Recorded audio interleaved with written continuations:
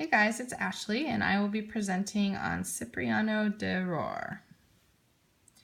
He was born in Rouland, Flanders, which is in Belgium, in 1516 to Celestinus and Barbara von Coppenol. He studied music under Adrian Willaert, and we know that he lived in Brescia, Italy, starting in 1542. His early years in Italy, which were from 1542 to 1546, were very musically productive. In this time, he composed 27 motets and 29 Italian madrigals. His first paid position was as Maestro di Cappella from 1546 to 1559 at the court of Duke Ercole II d'Este in Ferrara. And I guess this was a big deal because Ferrara was a really big place in the world of music at this time. So the fact that that was his first real paid gig as a musician is pretty impressive. In this time that he worked in Ferrara, he composed 107 pieces, which was more than half of his life's work. Also in this time, he composed for many elite patrons, getting his name out there all across Europe. In 1558, with Duke Ercole's approval, he left his job in Ferrara and traveled for 9 months. We don't know a lot of what he did in this time, but we do know that he most likely oversaw the printing and publishing of his motets, which were commissioned by Duke Albrecht V. This work was not printed in bulk, but for a select elite few only.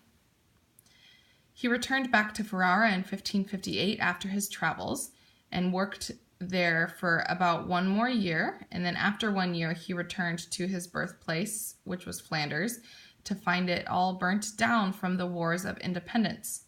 In a letter, he described that his family lost everything because of the war.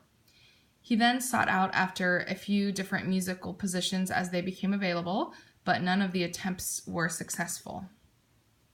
In his final years, from 1559 to 1565, he composed 27 pieces, which were mostly madrigals. He died of unknown causes in Parma in 1565. Many referred to him as Il Divino Cipriano, which means the divine Cipriano.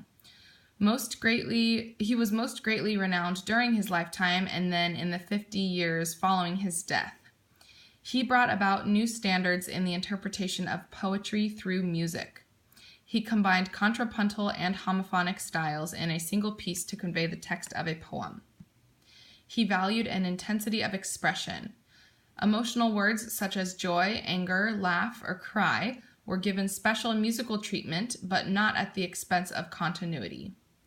He showed great interest in humanism and other ancient Greek ideals.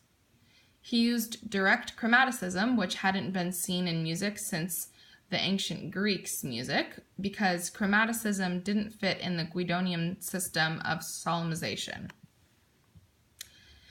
He composed 107 madrigals in his lifetime. These madrigals were published in 7 different madrigal books with his name on them, and then others were published in various anthologies. Most of his madrigals were composed for 5 voices, which was different than the standard 4-voice madrigal in the past. Madrigali a 5 voci, also known as Primo Libro, was one of the first single composer publications of a madrigal. This book was organized in modal order, which was the first of any single composer books organized by mode. Cipriano began publishing his works at the same time that the printing industry in Venice began to take flight, which allowed him to establish himself as a composer with much less effort than his predecessors.